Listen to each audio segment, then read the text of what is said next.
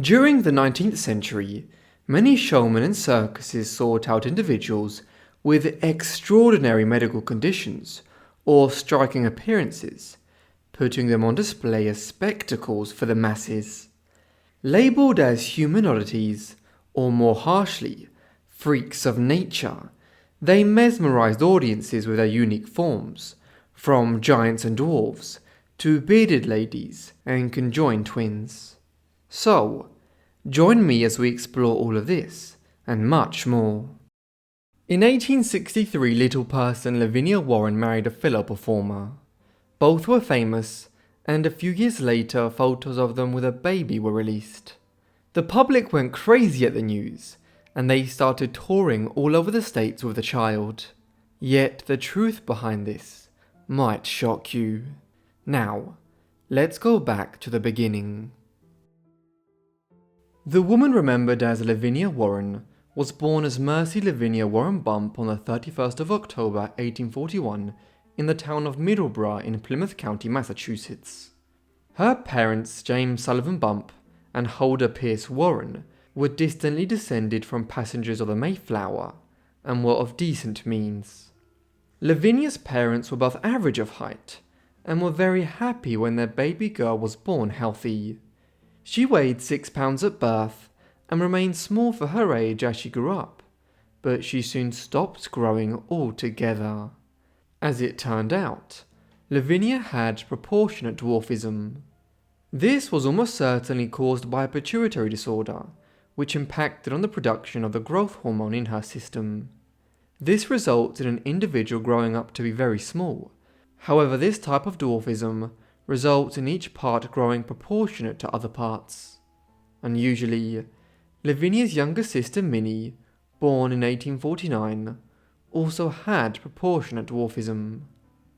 Lavinia grew to a maximum size of 2 foot 8 inches, or 81 centimeters, while Minnie was even slightly smaller.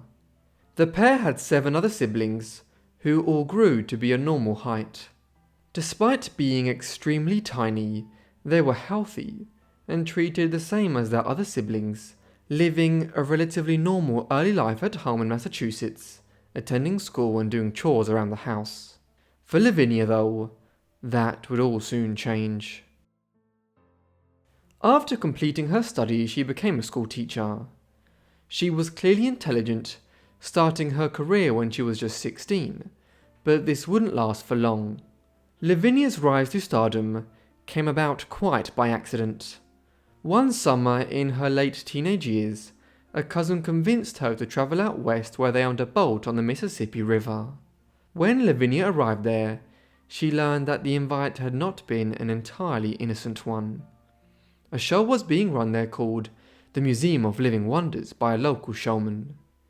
This was part of the contemporary boom in what were often called freak shows, curiosity shows, or even museums and circuses, ones which showcased people with unusual features, be they giants, Siamese twins, or dwarves like Lavinia and her sister Minnie.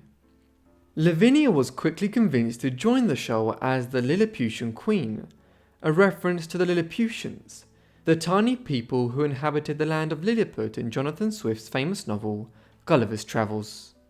She spent the next several years periodically performing in the Mississippi region, moving between there and Massachusetts. After a time, P.T. Barnum, the foremost manager of freak shows in America at the time, and the self-styled greatest showman on earth, heard about Lavinia and sent one of his agents to contact her and get her to join his own show. The year was 1862, and Barnum's American Museum in Lower Manhattan was the leading show of its kind at the time. Lured by higher pay than what she was receiving in Mississippi, Lavinia soon set off for the Big Apple to join Barnum's show. It was a successful start. Lavinia sang and danced in the show, and she had an easy way with people, mingling with crowds after the show. She soon became a fan favourite, and as she was just 21 years old at the time and single, it wasn't long before other performers tried to court her. Before long, romance blossomed for Lavinia at Barnum's show. Amongst the other performers here was General Tom Thumb, whose real name was Charles Sherwood Stratton. 3.5 years older than Lavinia, he was a seasoned performer. He had been working with Barnum since the mid-1840s, joining his shows when he was still just a child. Stratton had even been adopted by Barnum in 1855 after his father died. These childhood and teenage years had seen Tom, who was given his name by Barnum, touring Europe and America. He was already famous by the time Lavinia joined the show, and it was said that next to some members of the Bonaparte dynasty, no one was more famous in America than General Tom. Tom was soon trying to court Lavinia, but this resulted in a rivalry between him and another small Barnum performer with the stage name of Commodore Nutt. Nutt had met Lavinia before Tom and was already deeply in love with her. Yet, these feelings hadn't been reciprocated. Eventually, Tom would prevail in the battle to win Lavinia's affections, though he had some difficulties. The Commodore knocked him out during a fight on one occasion, and Lavinia's mother didn't approve of the general and his taste for the high life. Eventually, after he promised to join the show full-time, after having briefly considered retiring, Lavinia agreed to marry Tom. There was much media speculation about it all, with some newspapers carrying stories claiming that Barnum was engineering the entire thing, though for once, the showman seems to have been entirely uninvolved. Thus, after a brief courtship, Lavinia was due to marry General Tom Thumb. Tom and Lavinia's wedding took place on the 10th of February 1863 in Grace Church in New York City.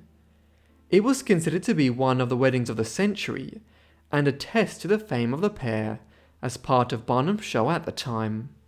Several former governors of New York and adjoining states, mayors, congressmen, prominent New York business people, and socialites were amongst the 2,000 invited guests, while those who were not invited paid as much as $60 each to get a place in some of the pews in the church. In total, between those who were on the guest list and those who crashed the event, as many as 10,000 people attended the wedding. The entire affair was reported on by the New York Times, which carried a very long report on it. The language was certainly not politically correct by today's standards, but we get a sense of the kind of interest generated by the event from the following passage. The scriptures tell us that a little matter kindleth a great flame, and that being the case, no one need be surprised that two little matters should create such a tremendous hullabaloo, such a furore of excitement, such an intensity of interest in the feminine world of New York and its neighbourhood, as have the loves of our Lilliputians. We say feminine world because there were more than 20,000 women in the city yesterday, morning up and dressed an hour and a half before their usual time, solely and simply because of the approaching nuptials of Mr. Stratton and Miss Warren. They didn't all have cards of admission, oh no, but it wasn't their fault. Fathers were flattered, husbands were hectored, brothers were bullied, and cousins were cozened into buying, begging, borrowing, in some way or other getting tickets of admission to the grand affair.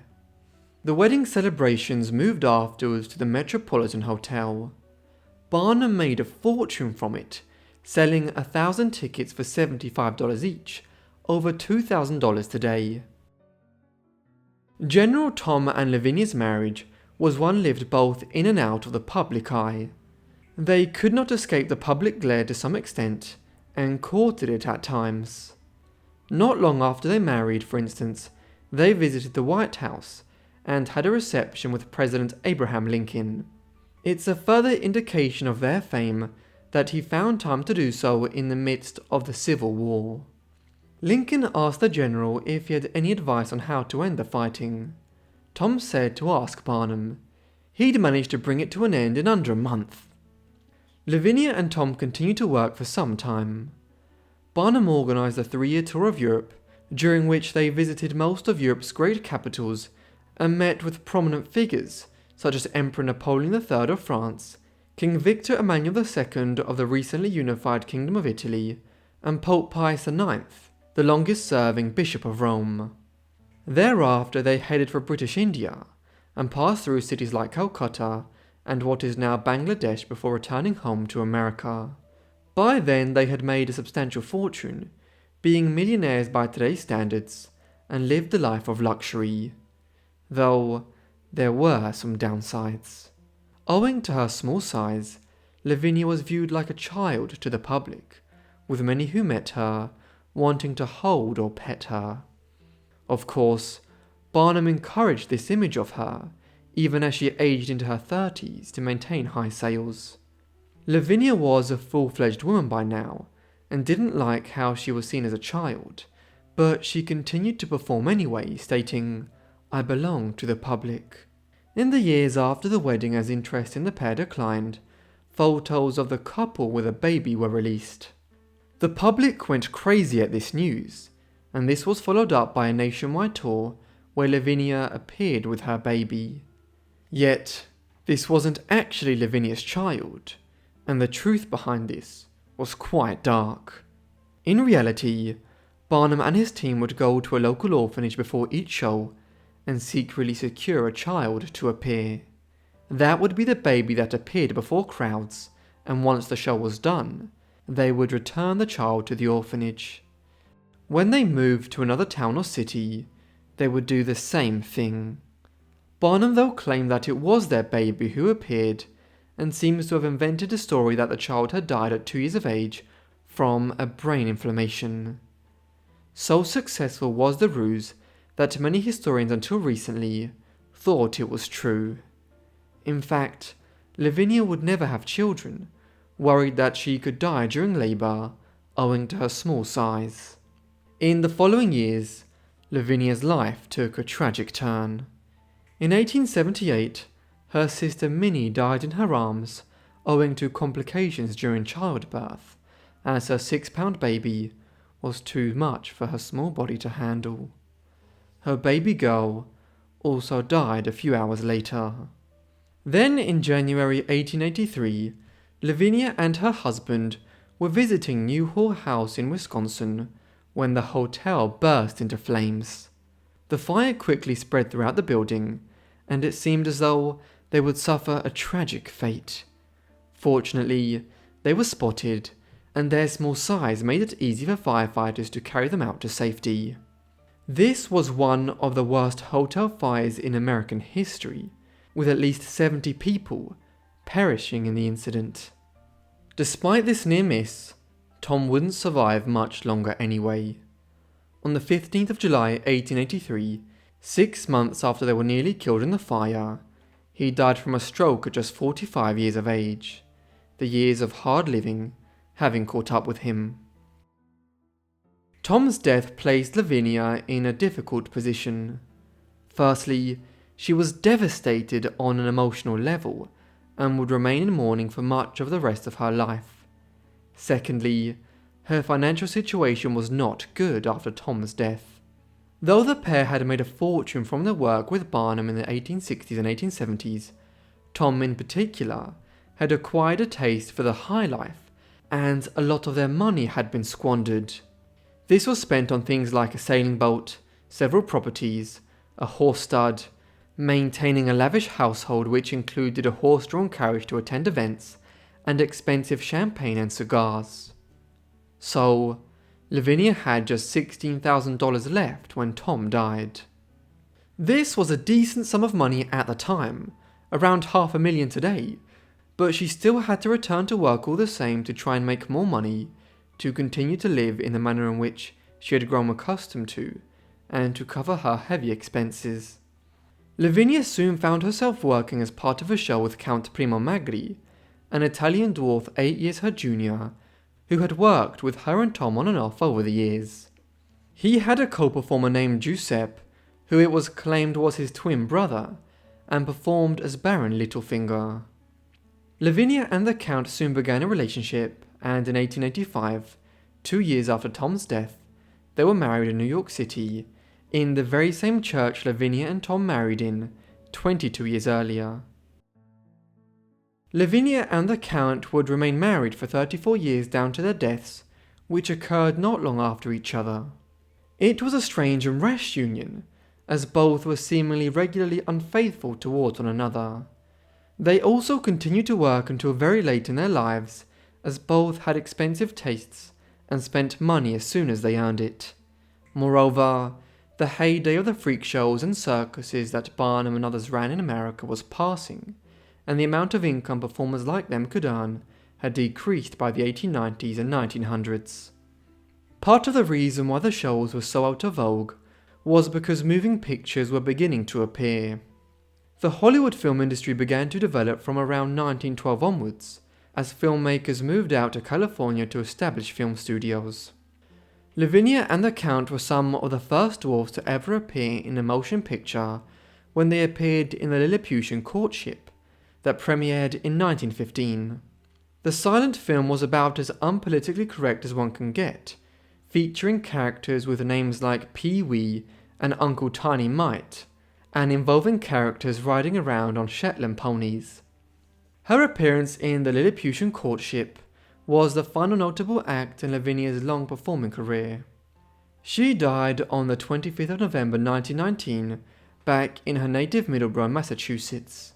She was 78 years of age and had lived a very long life by the standards of the time. Lavinia was laid to rest next to Tom, where he had been buried 36 years earlier. Her gravestone simply read, "His wife." Count Magri died the following year. Back in 1863, a new performer was introduced at P.T. Barnum's infamous Greatest Show on Earth. This was Anna Haining Bates, a woman who stood nearly 8 foot tall. She soon became a celebrity and made the most of her situation. Yet, there were also tragic aspects to her life, and the one thing she wanted most eluded her. But before we get to all that, let's go back to the beginning. Anna Haining Swan was born in the Millbrook region of Nova Scotia in Canada on the 6th of August 1846. She was the third of a large brood of 13 children, born to Alexander Swan and his wife, Anne Graham. Anna's family was originally from Scotland, as her father had immigrated to Nova Scotia from Dumfries, and her mother's ancestry was from the Orkney Islands, off the northern coast of Scotland. From very early on in life, it was clear that Anna was different to her siblings. As an infant, she began to grow incredibly fast, and this wouldn't stop. She is believed to have been a normal size at birth, though there are a few accounts that suggest she was a giant baby. In any case, by the time she was just 5 years old, she was already 4 foot 8 inches tall and is said to have weighed over 100 pounds. For those who use a metric system, this is around 142 centimeters and 45 kilos. And this rapid growth continued as the years went by. Though medical knowledge at the time was insufficient for her to be diagnosed accurately, Anna was clearly born with a condition known as gigantism. This results from a disorder of the pituitary gland, which is responsible for producing growth hormone. Overproduction of this hormone in childhood and teenage years then leads to the person growing to an abnormal size, and people with the condition usually live shorter lives. Despite her peculiar physical growth, Anna had a fairly normal childhood. Her parents were pious Christians and tried their best to treat her as well as their other children, even when people in Nova Scotia would show up to their home to see what was called the giantess baby. She received a good education for the time and was an excellent student. She loved to read, had a taste for music, and was considered to be very intelligent. Yet, her school life also had its difficulties. Due to her great size, she was too big for the classroom desks, and for a time was teased about her height. Anna also quickly outgrew her clothes, her shoes, and even her bed. Anna's family tried their best to provide for her, with her father even building an extra large bed for his daughter, but this placed financial strain on the large family. All of this would lead her into one of the 19th century's most exploitative businesses. Over the years, Anna gained a minor celebrity in Nova Scotia, and their news about the giant woman in rural Canada spread to the United States.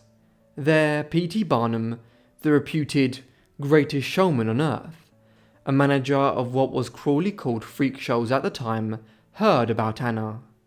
Barnum ran shows in which dwarves, giants, people with 4 or 6 legs, and various other unusual features were displayed. Both he and his performers made good money from the shows, despite them being subject to public ridicule. So, in 1862, Barnum sent an agent to Nova Scotia and put forward an offer for Anna to come to New York City and join what was then known as Barnum's American Museum. Yet, Anna's parents refused his offer. Even though they needed the money, they were God-fearing Presbyterians and viewed Barnum as being an unscrupulous devil. Moreover, they knew that Anna wanted to be a teacher and respected her wishes. Anna, who was now 17, had actually moved to another town and began working at a school there. While here, she was insulted about her height, and the townspeople constantly stared at her, with some even following her around.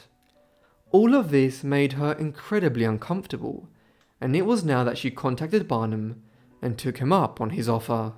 The deal Anna negotiated with Barnum was good. She was to be paid $23 a week to begin with, around $700 today, a chaperone to ensure she was protected around Manhattan, and a tutor to teach her on various subjects for 3 hours daily. She became an educated businesswoman as a result, and also took up learning to play the piano and to sing. Finally, she was able to make extra money on the side by taking a large percentage of the fee paid for photos of her sold at Barnum's museum. She was soon making lots of money, billed as being over 8 feet tall and the tallest woman in the world. This was a slight exaggeration at the time, as she was still growing, eventually reaching a total height of 7 foot and 11 inches, or 241 centimeters. Yet, Anna's time with Barnum was not all smooth sailing, and it nearly ended up costing her life. On the 13th of July 1865, a fire broke out at Barnum's museum. Fires were a common hazard in 19th century cities like New York, and as the Great Fire of Chicago in 1871 would soon demonstrate, they could often spin completely out of control. In this particular case, the flames ripped through the Barnum Museum and soon engulfed the lower floors. Anna was upstairs on the 3rd floor at the time, and this placed her life in serious jeopardy. Alone and scared for her life, she tried to look for a window to climb out of, but her huge size left her no chance of being able to climb through a normal window. As the flames rose through the museum, a number of other performers and staff came to Anna's rescue. They directed her towards the loft of the building, parts of which were made of wood. There they were able to smash around the window to widen it. They then lowered Anna out through the window and down to safety outside. This was some feat, one which required 18 men using ropes and some blocks and tackles to hoist her down to the floor. Anna immediately tried to pay the favour back, using her great height to help pull others from the building after she'd reached safety herself. After this close call in the summer of 1865, Anna had lost everything. All of her possessions were burned in the fire, and Barnum's shows were on a hiatus, meaning she was also temporarily out of a job. She headed home to Nova Scotia for a while, but was back touring again before long. Incredibly, after returning to perform in Barnum's ensemble, she was present when yet another fire destroyed his new museum in 1868. Early in 1871, Anna was undertaking a tour of Europe. On the way across the Atlantic, she met one Martin Van Buren Bates. He was a man from Kentucky who had been named after the 8th US President, Martin Van Buren, who had entered office in 1837, the same year Bates was born. Bates, though, had become more widely known as the Kentucky Giant. Martin was a huge man, though slightly shorter than Anna, measuring 7 foot 9 inches or 236 centimeters, and weighing a rumoured 470 pounds, or 213 kilograms. Romance blossomed between the pair during the transatlantic voyage, and by the time they arrived in England, Anna and Martin had decided to marry. The ceremony was performed at the Church of St. Martin in the Fields in London on the 17th of June 1871. In the tour that followed, Anna and Martin were variously billed as the tallest couple on the globe and the largest married couple in the world. They travelled through Europe for the next year, and then with a handsome amount of money saved, headed home to America. There they decided to retire to rural Ohio, near the town of Seville. Here the couple purchased a farm and stocked it with cattle and horses. Anna was particularly anxious to take any animals that were being retired from circuses, to ensure they had a good home after their working lives were over. This even included a monkey called Buttons. Martin also built a house for them, endearingly constructed with 14-foot high ceilings and doors that stood 8.5 foot high, so neither he nor Anna would bump their heads.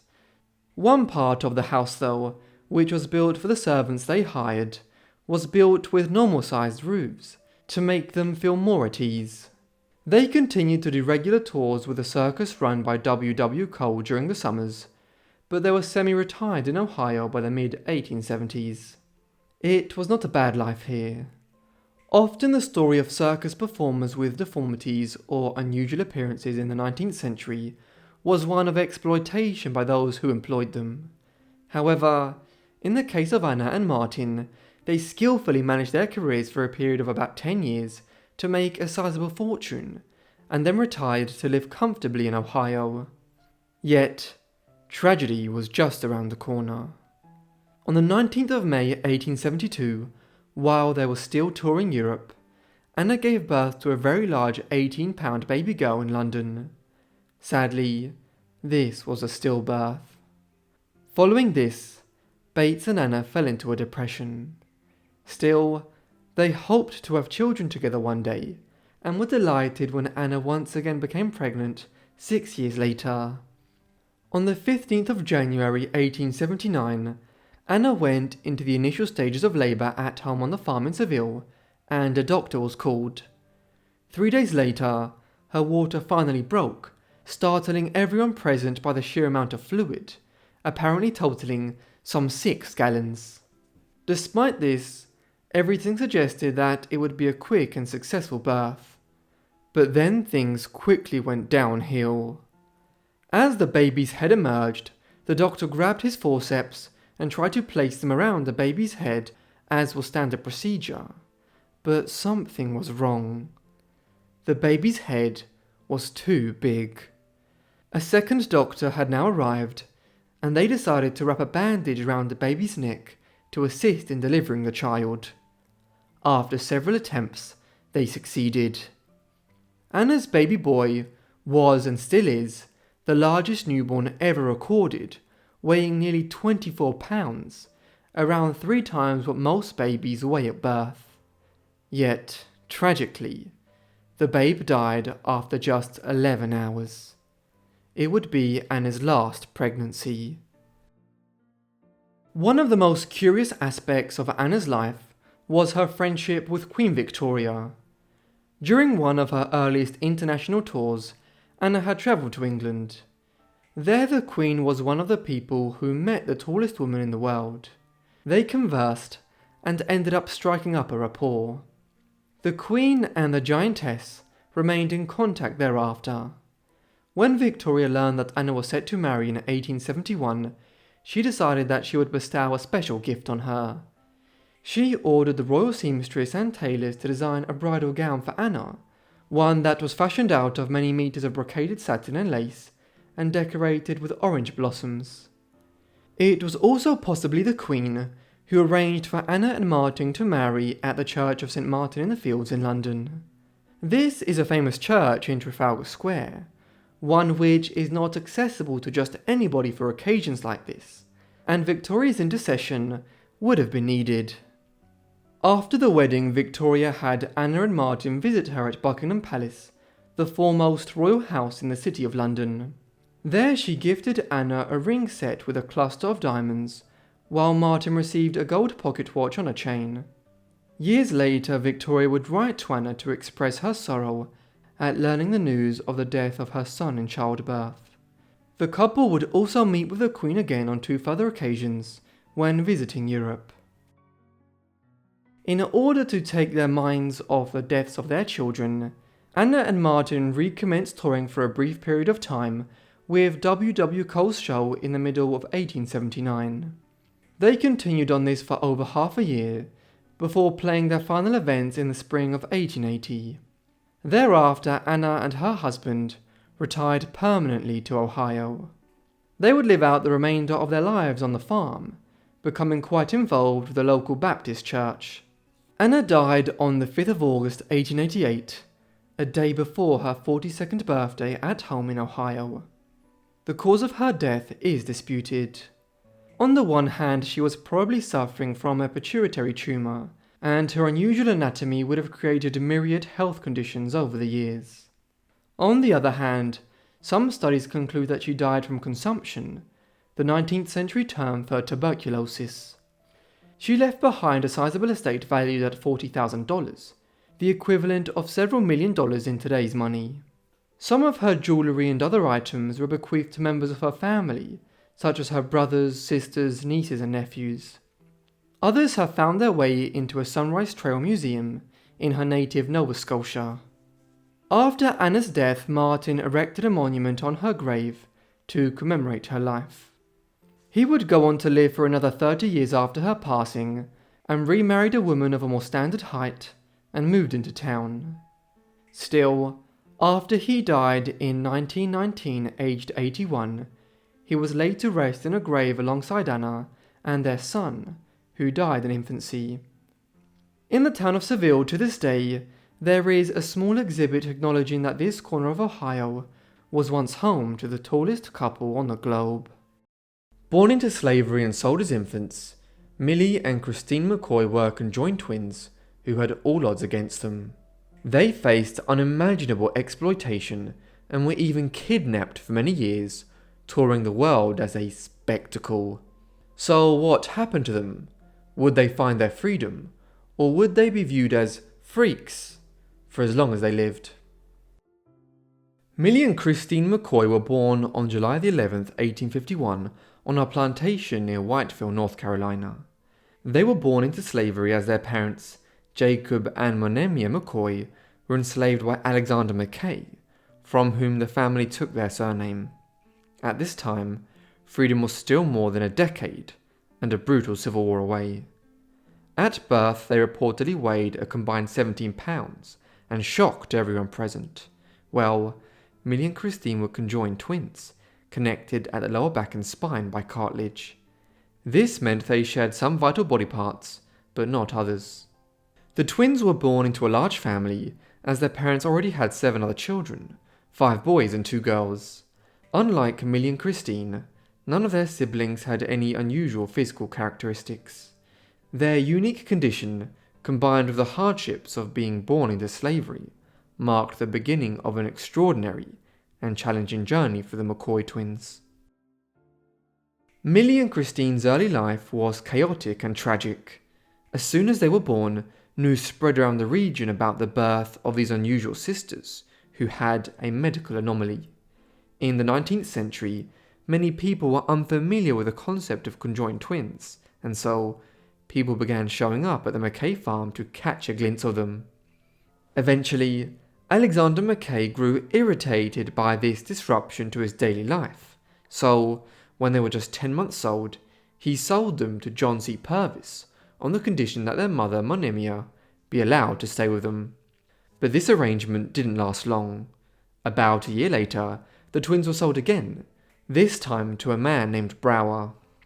Brower, with the financial backing from Joseph P. Smith, paid the staggering sum of $10,000 for the twins, equivalent to around $400,000 today. With profit in mind, Brower began exhibiting the infant girls as a medical marvel under the name the Carolina Twins, traveling across the southern states including Louisiana, Texas, and North Carolina. In October 1853, Millie and Christine made headlines at North Carolina's first official state fair, which drew daily crowds of around 5,000 people. The girls were an instant success, but some doubted their condition, thinking it was a put-on. Thus, while in New Orleans for another show, Brower had local doctors examine them and confirm that they were in fact authentic conjoined twins. Life on display was grueling. The girls were often separated from their mother, and although they couldn't understand it at the time, were subject to public ridicule. Also, as conjoined toddlers, they were uncoordinated and clumsy, finding it difficult to walk, often falling over as a result. In time though, they developed a distinctive sideway walk, which eventually turned into a charming dance that delighted audiences. It became a rare moment of joy in lives otherwise marked by hardship and exploitation. While touring in New Orleans, Brower received an irresistible offer, $45,000 for the twins, a fortune far beyond what had been originally paid. To put this into perspective, that's over $1.8 million today. Of course, he eagerly accepted, but the deal was too good to be true. Brower had been swindled, and Millie and Christine were gone, stolen away by the supposed buyer. The twins vanished from public view until 1854, when they reappeared at a museum in Philadelphia. During this time, bitter disputes raged over their ownership. Brower, Joseph P. Smith, and even Alexander Mackay, who seemed to regret selling the twins for a comparatively meagre sum, laid claim to them. Meanwhile, their mother, Monemia, fought to have her daughters returned to her care in some form. The scam left Brower broke and out of the picture. Smith emerged as the twins' legal owner, and spared no expense in recovering them. He hired a private investigator to track Millie and Christine. Meanwhile, their kidnappers had moved north, placing the twins on display at P.T. Barnum's famed American Museum in Manhattan. The twins next appeared in Canada before being taken across the Atlantic to Liverpool, England. By this point, Millie and Christine had spent the vast majority of their young lives far from their home and family. In 1857, after a grueling 3-year search, the private investigator finally tracked them to England. Their mother, Monemia, and their enslaver Joseph P. Smith travelled to Liverpool to reclaim them. At last, in Birmingham, the twins, now about 5.5 years old, were reunited with their mother. It was a bittersweet moment. Millie and Christine had spent most of their short lives in the hands of the kidnappers, exploited as curiosities for profit. Yet, even after being rescued, their life didn't change all that much. They were promptly put back to work, exhibited once again for the public, for now in the United Kingdom, and later in the States, continuing their lives as a spectacle for others' entertainment. This was how Millie and Christine's life played out as they grew up. One wonders what they must have thought of their situation during these years. Things changed, however, in 1860, when Abraham Lincoln won the US presidential election late that year. Within a few weeks, South Carolina seceded from the Union, quickly followed by a wave of southern states, including Millie and Christine's home state of North Carolina. By the first half of 1861, the nation was plunged into chaos, and the American Civil War had begun. By then, the girls were living in North Carolina again, splitting their time between the household of the Smiths, time spent with their own biological parents, and touring across the southern states. The chaos of the Civil War restricted the twins' movements, but also opened the door for their education. Despite being slaveholders, it's reported that the Smiths treated Millie and Christine fairly well. Joseph's wife even broke the law by teaching the girls to read and write, a bold act at the time. Millie and Christine also learned to speak several languages, and even received professional training in singing, which would later define their careers. Joseph Smith passed away during the war, leaving behind an estate that included over 30 slaves. Despite his death, Millie and Christine remained enslaved under the Smith family. But as the Civil War came to an end, freedom finally arrived. The twins, along with their parents, siblings, and countless others across the South were liberated as slavery was at last abolished in the United States. With the end of the war and as they entered their teenage years, Millie and Christine were able to tour again, and with a greater degree of autonomy than had previously been the case. This was an era when circuses, or what were then cruelly known as freak shows, were at their height. Showmen like P.T. Barnum managed troops of individuals who often displayed medical anomalies, from giants and dwarves to bearded ladies, people with extra limbs, and much more. In an age before television and radio, curiosity often outweighed sympathy for those with such conditions, and so crowds flocked to circuses and local fairs whenever they came to town. Millie and Christine performed all over the country and were a big hit at these shows. During this time, there was widespread fascination with conjoined twins, often referred to as Siamese twins. This term stemmed from the famous conjoined twins Chang and Mbunka, who were born in Siam, modern-day Thailand. At times, Millie and Christine were displayed without any infringement of modesty to prove they were truly conjoined, satisfying the public's curiosity while maintaining a sense of decorum. As they toured, sometimes associated with Barnum shows, sometimes with other managers, they grew more experienced about managing their affairs, and even seemed to have grown into their position. A memoir was written by them at the end of the 1860s, in which they used the motto, "As God decreed, we agreed," indicating an acceptance of their unusual medical situation, and a determination to make the best of it. Before long they returned to Europe, and like many other popular circus performers at the time, met with Queen Victoria. A highlight of their performance was their duets, where the sisters would sing together or alternate, with Christine taking a verse and Millie the chorus or vice versa. Many of these songs would later be published in a lengthy booklet detailing their life and career. Many descriptions were written of Millie and Christine during these years. The language used in these wouldn't even be contemplated today. One such work entitled A Biographical Sketch of Millie Christine, the Carolina twins surnamed the Two-Headed Nightingale and the Eighth Wonder of the World, refers to the twins as a, quote, creature, and references her elsewhere as a singular girl, as though they were unaware that conjoined twins were two different people.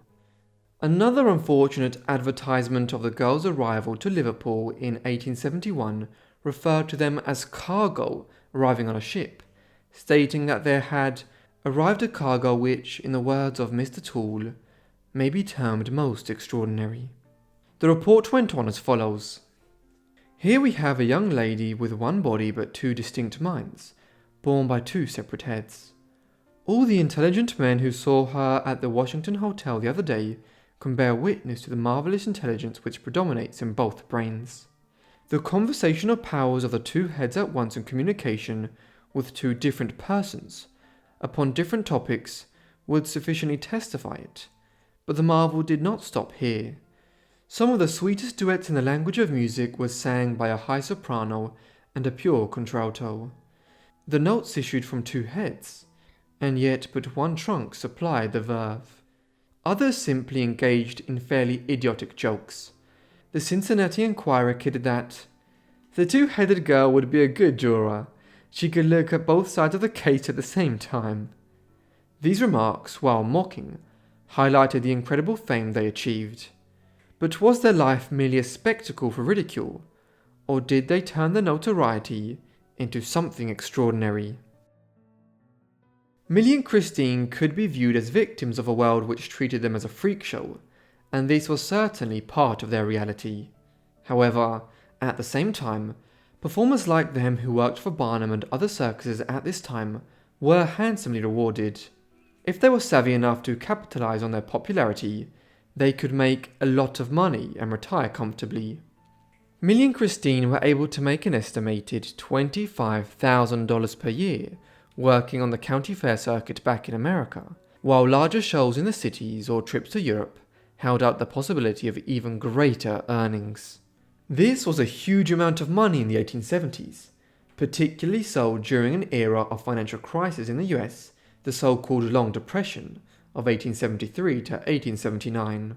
With their earning power and the market deflated, they turned the disadvantage that had characterized their lives on its head and made the best of their situation. In the 1870s, they bought the Mackay plantation where they had been born over 20 years earlier and gave it to their father. They would acquire the farm themselves after his death and built a large 14-room house where they lived with their many extended family members. By their 20s, Millie and Christine had earned enough money to partially retire. Like other circus performers of the time, years of successful touring, typically 5 to 10, allowed them to amass enough wealth to live comfortably, often with household staff to assist them. If money started to run low, they could return to do a tour for 1 or 2 seasons, earning a large payday as pent-up demand to see them was met. Such was the case in 1871 when the twins set off on a tour of Europe, visiting Britain, France, Belgium, the Netherlands, Germany, Italy, Austria, Hungary and Russia. Pay from the shows was often supplemented by gifts from European rulers and aristocrats when they appeared at the royal courts of Europe. Back in America, the duo also agreed to make appearances at several American medical institutions and colleges for physical examination. This could be viewed as exploitative and somewhat cruel. However, it must be remembered that there was a genuine lack of understanding at this time about the phenomenon of conjoined twins, and doctors were anxious to gain a greater understanding of it. Millie and Christine retired fully from the 1880s onwards. They were now in their 30s and lived a quiet life back on the farm they were born on in North Carolina. Studies show that the twins discreetly helped their community, funding a local school for black girls and supporting several colleges in the Carolinas, often making these donations anonymously. They lived a considerably long life for conjoined twins who often suffer from health complications owing to the nature of sharing vital body parts and organs. In Millie and Christine's case, they lived into their early 60s, and when they died, it was not from complications related to their being conjoined, but the result of one of the major killers of the time, tuberculosis. This claimed Millie's life on the 8th of October 1912, at 61 years of age. Christine reportedly died about 12 hours later, in what must have been a very sad ending.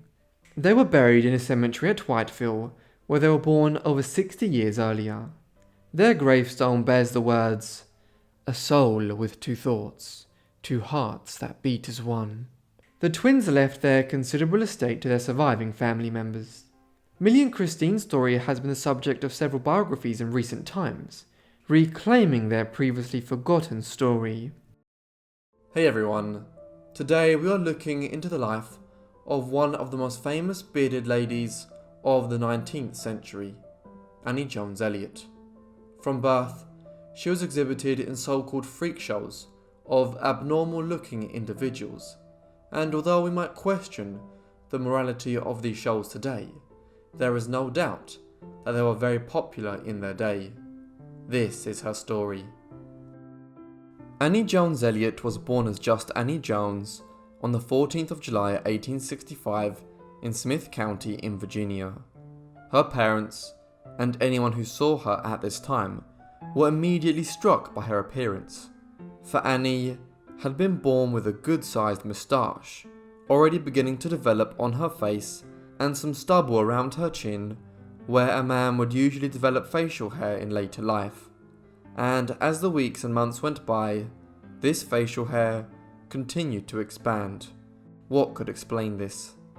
Annie was most likely suffering from hirsutism, or some closely related version of the condition. Hirsutism is a condition which results in excessive amounts of hair growing on various parts of the body.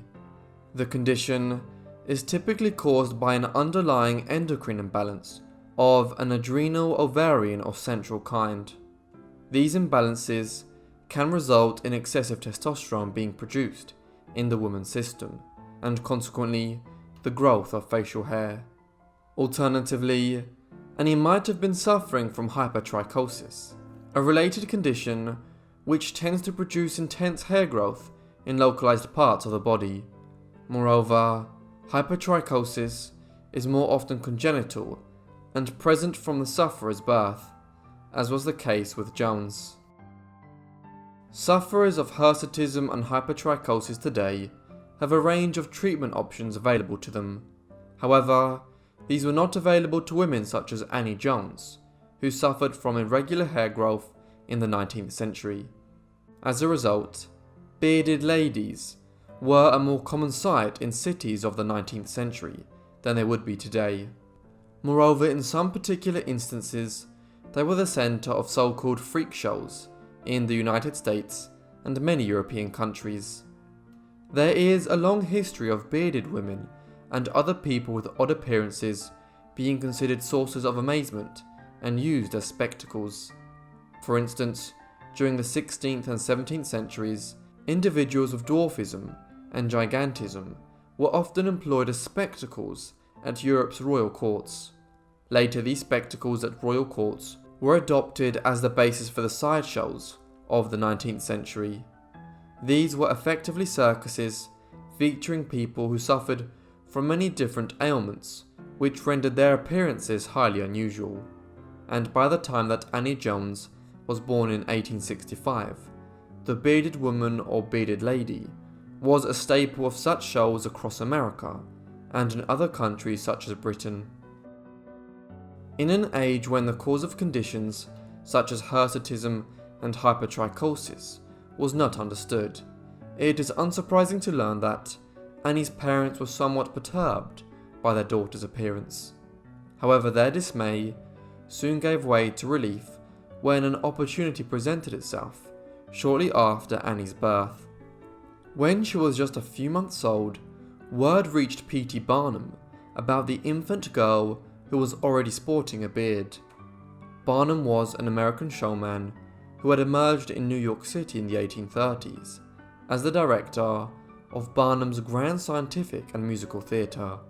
Thereafter, he branched out in the 1840s to running Scudder's American Museum, a venue which featured such oddities as General Tom Thumb, a dwarf who even in his adult years stood just over 3 foot tall, and Chang and Eng, a pair of Siamese twins who were extremely argumentative. Barnum was always on the lookout for a new attraction, and so, when he got word of Annie Jones's beard in infancy, he made contact with her parents. Eventually, Annie joined Barnum's New York-based exhibition when she was just 9 months old.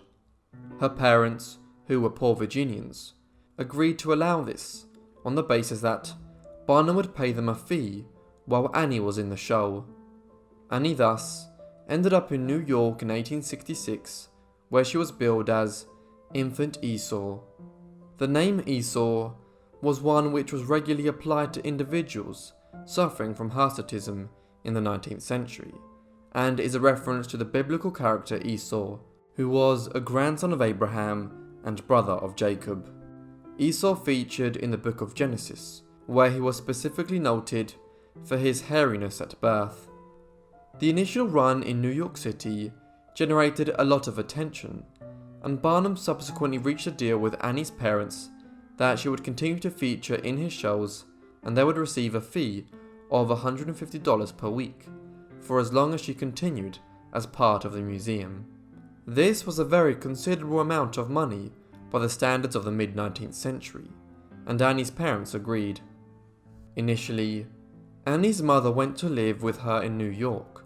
However, within a few months, a family emergency of some kind appears to have required her to head back to Virginia, and Annie was placed under the charge of a nanny in the big city, one appointed by Barnum.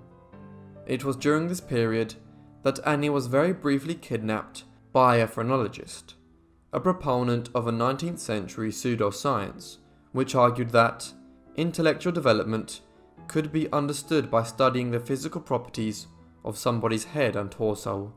Luckily, however, Annie was soon recovered in upstate New York. The phrenologist was prosecuted, and Annie's mother returned to New York to oversee her care. In 1868, when Annie was 3 years old, the building which housed Scudder's American Museum burned down. As a result, P.T. Barnum decided to retire, a decision which briefly had implications for Annie. However, in just a short time, Barnum was tempted back into show business, and a new travelling show called P.T. Barnum's Great Travelling Museum, Menagerie, Caravan and Hippodrome was set up, though it is more commonly known today as the greatest show on earth.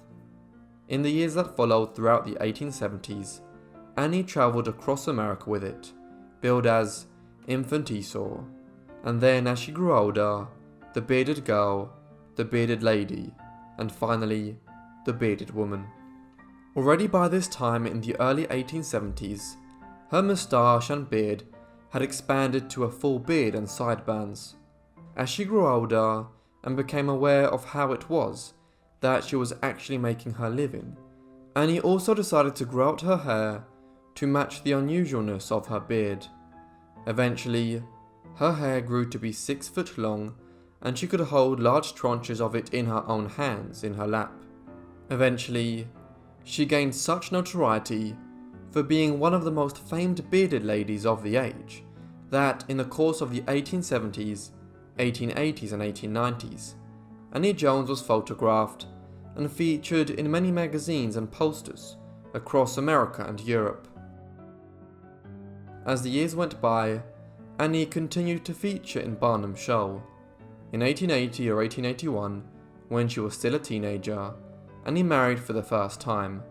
Her husband was one Richard Elliot, a member of the circus, not as a sideshow, but as a barker, someone who was hired to stand outside on the street and proclaim loudly about the wonders that were to be seen inside in order to draw passers-by in. Elliot was many years older than Annie, and her parents did not approve of the relationship, but the marriage went ahead in any event, and Annie Jones became Annie Jones Elliot. Despite her parents' disapproval, the marriage was also to last 15 years, before she and Elliot divorced in 1895. In the interim, P.T. Barnum died in 1891. He had only played a marginal role in the greatest show on earth for some years, as he was in his 70s during the 1880s, and the circus had largely been run in these years by James Anthony Bailey and his associates, with whom Barnum had joined in 1881. Thus, into the 1890s, and up to her divorce, Annie was mainly dealing with Bailey following Barnum's death.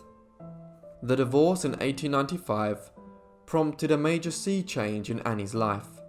She was now 30 years of age and had never known any life other than the circus. She wasn't about to change her profession, but she did begin to articulate concerns about the use of the term freak show to describe the kinds of travelling circuses that she had been around her entire life.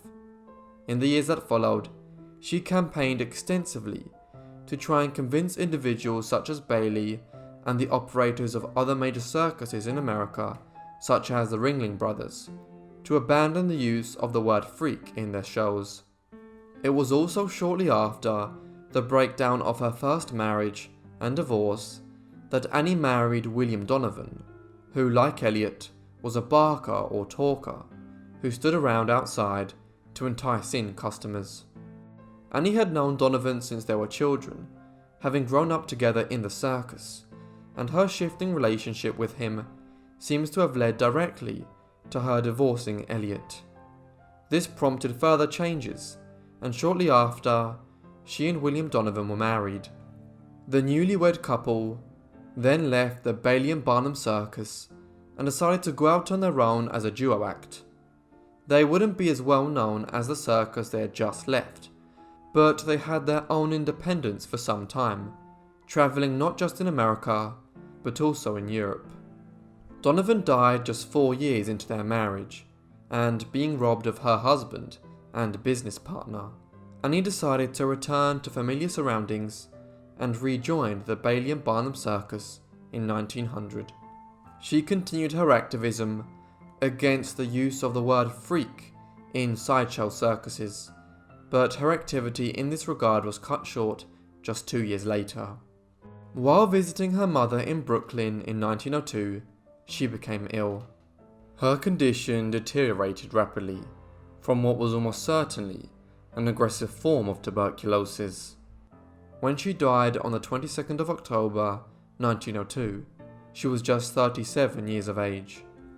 The so-called freak shows, which she had been a part of for her whole life, continued to be a feature of American and European circuses and shows for another 30 years.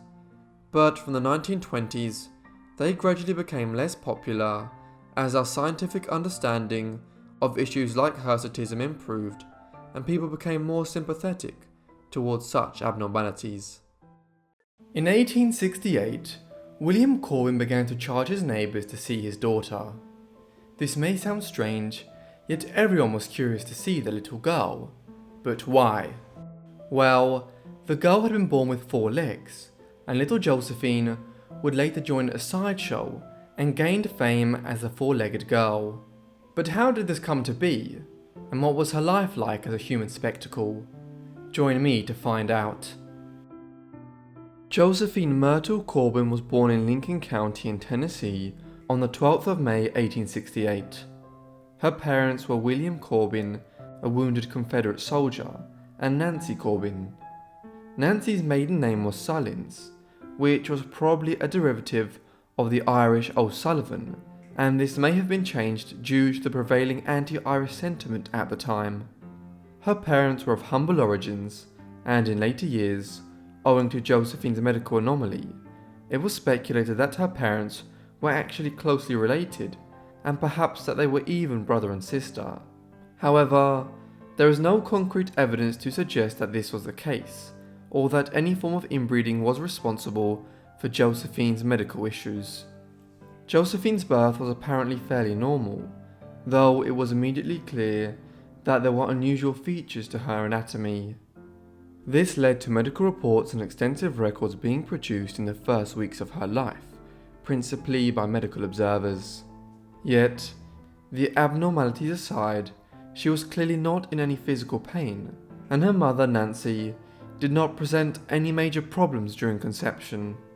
Nevertheless, it was evident soon after Josephine was born that she was suffering from a condition which is known today as dipygus, though at the time it was medically undiagnosed and unclear exactly what caused it. Dipygus is also known in Latin as Terrascata didymum, while a crueler name for it in the past was monster twinned below. It is the most severe form of what is known as caudal duplication syndrome. This is defined as the association between malformations and duplications of the systems involving the gastrointestinal, reproductive and genitourinary neurotubes, and the appearance of defects therein. How common this is and the exact reasons for why this occurs are not fully known to this day, but it is widely understood that it is a very rare condition. A study of it which appeared in the Journal of the Indian Association of Pediatric Surgeons in 2014 speculated that there were just a handful of confirmed cases in the 19th and 20th centuries, of which Josephine was one of the very few. What this means in practical terms is that individuals who suffer from the condition have certain parts of the caudal region and neural tube around what we would typically call the pelvis duplicated in themselves. The term caudal duplication syndrome was only defined in 1993 in a medical context, so it was extremely unheard of when Josephine was born in Tennessee in 1868. In her particular instance, she was born with 2 pelvises, which presented side by side next to each other, below her waist. As a result, she also developed 4 legs, 2 from each pelvis. However, these were not of equal strength and girth. The 2 outer legs on the left and right developed as normal legs, which could carry her weight, but the inner 2 legs were much shorter and weaker and only had 3 toes. Thus, while Josephine was possessed of 4 legs and had some limited control over the 2 weaker inner legs, she relied on her stronger outer legs to walk, much the same as anyone else. Nevertheless, there was a general form of normality to which she presented herself in later years. For instance, photos of her from the late 19th century and the early 20th centuries indicate that She wore stockings and boots of a matching shape and design on all 4 feet and legs, albeit of a different size, as her inner feet were of a very small size by comparison with her outer feet and legs. An extra point to bear in mind when evaluating how an individual with dipicus develops is that this is generally developed from an embryo which would have otherwise separated into twins, but because of an unusual set of circumstances, developed into one individual. In fact, what we see in Josephine's condition was the tiny body of her twin, which only developed waist down and was malformed. Josephine's condition was considered exceptionally unusual in her own time, and as a consequence, she was widely discussed within the medical literature of Gilded Age America from the time of her birth. From the very start, this was far from politically correct, or ethically correct by today's standards. For instance, a pamphlet published in 1869, when she was just 1 year old, referred to her as a well-formed and fully developed female child, 1 year old, born in Lincoln County, Tennessee. She's the most remarkable freak of nature now living, and whose complex nature is creating more sensation among scientific men than any curiosity ever before known. This tendency continued throughout the subsequent decades, as Josephine's story was continued and followed extensively. For instance, a brief account of her which appeared in the American Journal of Obstetrics in 1888, when she was 20 years of age, referred to Josephine as a unique monstrosity. Writing a year later, Lewis Whaley, a physician writing for the British Medical Journal and several other medical journals and news outlets, was more sympathetic when he stated that she is about 5 feet high, has fair skin, blue eyes and curly hair, and is very intelligent. A stranger to see her in company would only think her unusually broad across her hips, and with a carriage usual to one with clubbed foot. I have known Mrs. B since she was a tiny child, as the 4-legged girl, but never realized the perfect dual development of both external and internal genital organs until she became my patient in a case of pregnancy. What later was revealed to be unusual about Josephine's case was that, while she generally had intercourse in one of her pelvises, she became pregnant on the other side. She expressed some surprise at this unusual state of affairs, but it was later reported by Whaley that, although an abortion had to be carried out for medical reasons in the case of one of her pregnancies, she managed to carry the others through to full term. When Josephine was just 1 month old, her father began showing her to curious neighbours for a dime. This helped to provide for her impoverished family, and she soon made a living from her rare medical condition. She was born and grew up in an age when the idea of the quote-unquote sideshow or freak show was in its prime in America and Europe.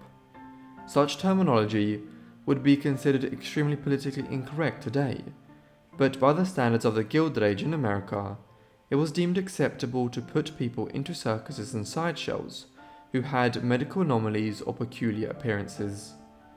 Thus, shows like that of P.T. Barnum, or what eventually became the Barnum and Bailey Circus, and the Ringling Brothers Show, featured people with extreme forms of dwarfism or gigantism, and other rare medical conditions which were considered highly unusual at the time. Josephine was first hired into one of these shows in the early 1880s, when she was just 13 years of age.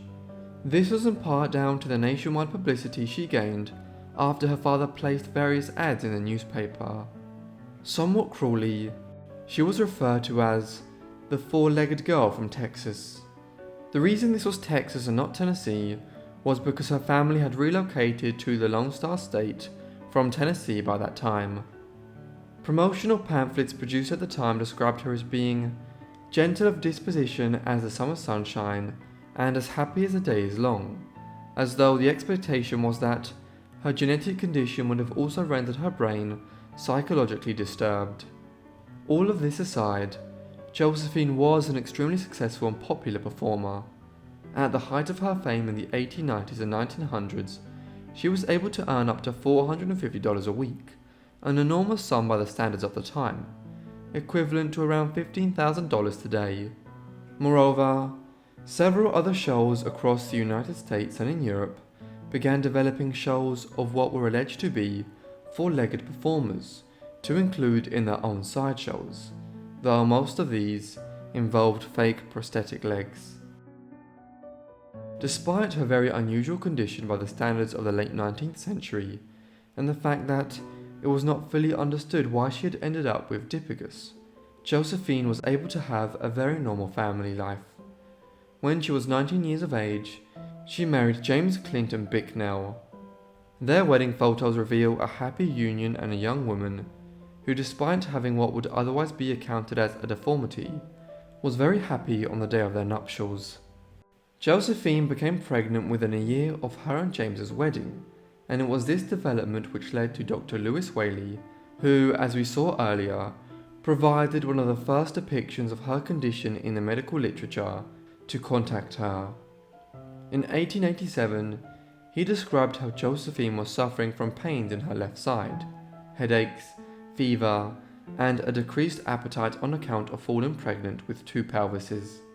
In several articles published in various medical journals, he explained her condition, which he described as being highly unusual and which reignited an interest in her case in the late 19th century. Despite these difficulties, Josephine and James's subsequent pregnancies were successful, and they went on to have 4 daughters and 1 son together. Curiously enough, it was later recorded that, because Josephine had effectively 2 pelvises and parts of 2 reproductive systems, 3 of her children were born from one part of her and 2 from another. Each seemed to have been relatively healthy, and the general nature of her Dipicus did not impact on the vitality of her children. Despite her peculiar medical condition, Corbin lived a relatively lengthy life. She only eventually died in Cleburne, Texas on the 6th of May 1928 at 59 years of age. The cause of her death was a streptococcal skin infection, which would be easily treatable today, but which led to her death at the time owing to the lack of knowledge about the use of antibiotics.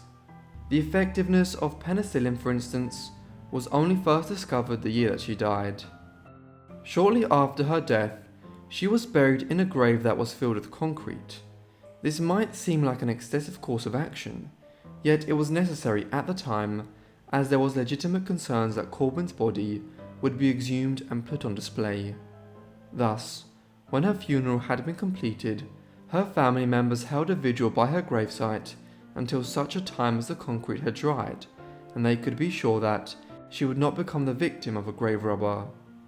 Thus, her body was laid to rest peacefully, despite several offers by medical practitioners and private collectors to pay a hefty sum for her body. One recent commentary by the author of her article on thehumanmarvels.com noted that Martha was by all accounts an interesting subject and remarkable person. Some people might have referred to people such as her as medical anomalies and other less flattering phrases at the time, but I call them incredible, persevering, resourceful, and marvelous human beings. Thank you so much everyone for watching this video on these unusual humans who are harshly called human freaks. I hope you found it interesting. Let me know what you thought of the lives down below in the comments, and if you have any suggestions, also leave them in the comments. If you want more long videos like this, also let me know, and I hope you guys are subscribed and the notifications turned on to get all my videos as soon as I upload them. Anyway, that's all from me, so I'll see all of you in the next Forgotten Life. Thanks.